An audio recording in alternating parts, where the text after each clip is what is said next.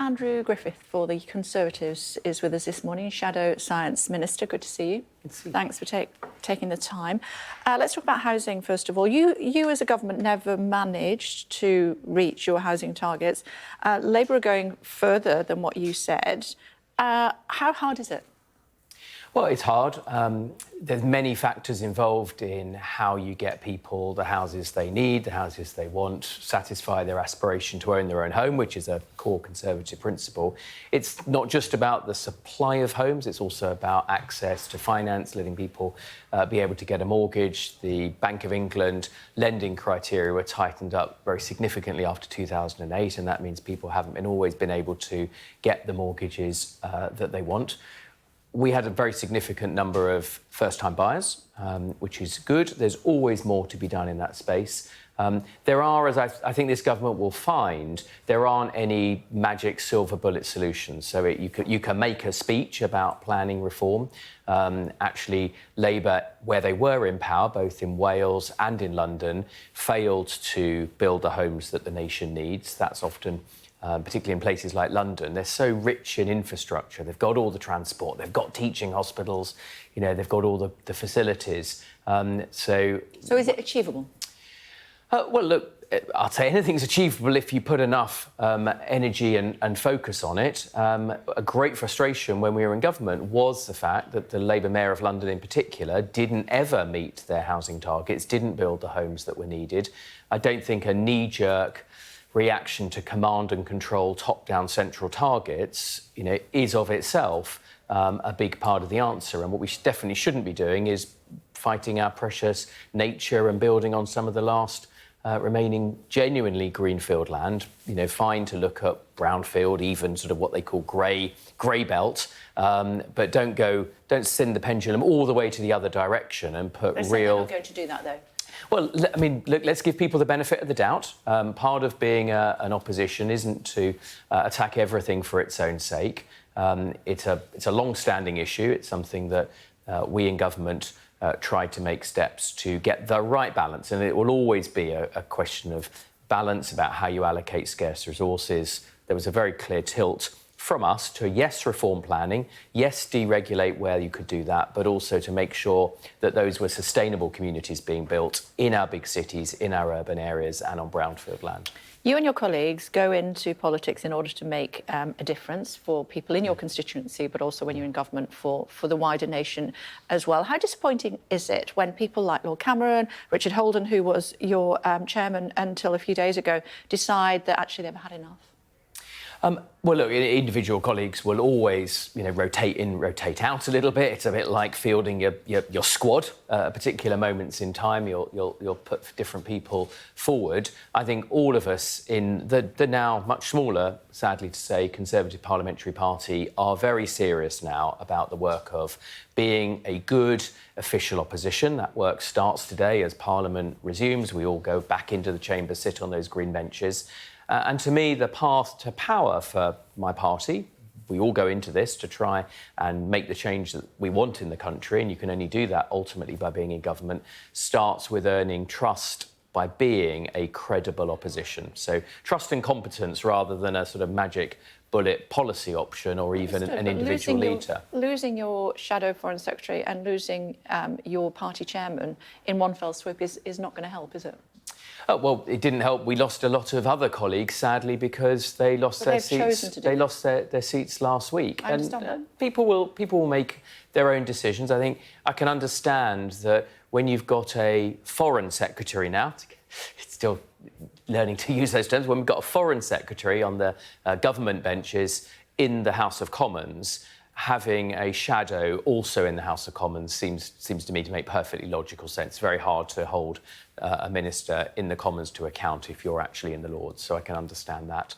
And Richard fought that what turned out to be a difficult election campaign for the Conservative Party and has clearly decided to go on and do something different for the next chapter.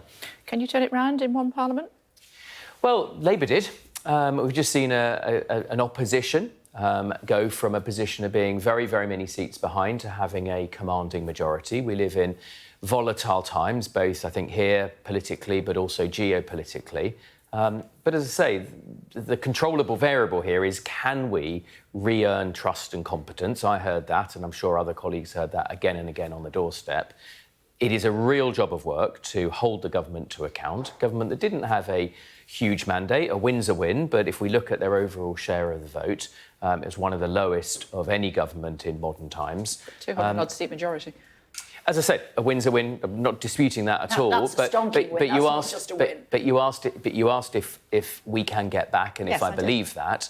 And yes, it's down to a leader. And yes, I do. Because who's going to lead you into that victory next time? Decision for another day. And indeed, the process for that will start when the 1922 committee chairman, the group within the party that gets involved in those sort of rules, that process starts today as well. So today is the first day of the rest of our lives.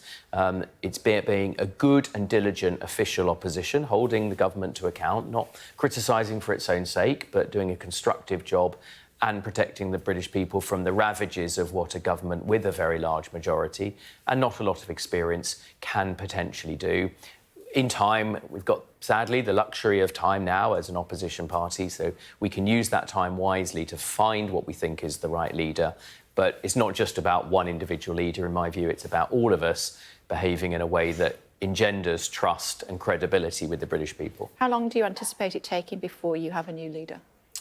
I don't know, Kay. I think, probably months, not years. But equally, I don't think... But not weeks. But I don't think we're going into a conclave this afternoon and waiting for white smoke to emerge. I think we've got the ability to take that time. It's also really important to me that we involve the membership of the Conservative Party properly. With only 121 Conservative members of Parliament, most party members are not represented at the moment by their own Member of Parliament, and so it's important that we have a very inclusive process that does speak to all of the membership. Do you think you'll have a new leader by the time party conference comes along, which is in the autumn? As again, I just don't know what that process is. I came to politics after business, so I'm not an expert in the machinations. What I do know is that will be a decision for the party board and the 1922 committee. Today's going to be a really big day. And members of the Conservative Party. And members of the and in my view, members of the Conservative Party. Today's a big day. We're all going to file onto those green benches for the first time. Us as the official opposition, and we've got the chance to demonstrate credibility in that task. How does that feel, being on the other side? Because you've never been in opposition, have you? I've never been in opposition. I think a lot of colleagues will never have been in opposition.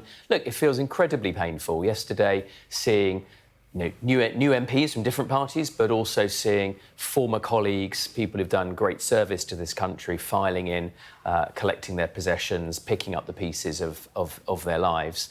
That is brutal. But we have a good process in this country. We're very lucky about the peaceful and effective transition of power. I wish this government well, even though I disagree with many of their policies and beliefs. I wish them well as someone who wants the best for our country. We've got great strengths.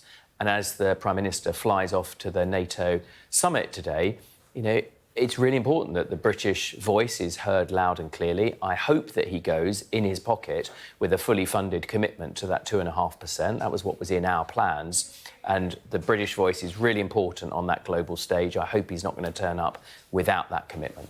And you think that it is entirely possible that within a 5-year term you could be back in office? Well, as I said, that's, if we just look at what's exactly happened over this 5-year term, we've gone from a very significant Conservative majority to a very significant Labour majority. If it can be done in that direction, it can be reversed. But to be clear, we've got to listen to what the British people told us. We've got to approach that task with due humility. And to me, we've got to rebuild that trust and credibility, and that starts today. OK, good to see you. Thank you. Thanks very much indeed for joining us. Thank you.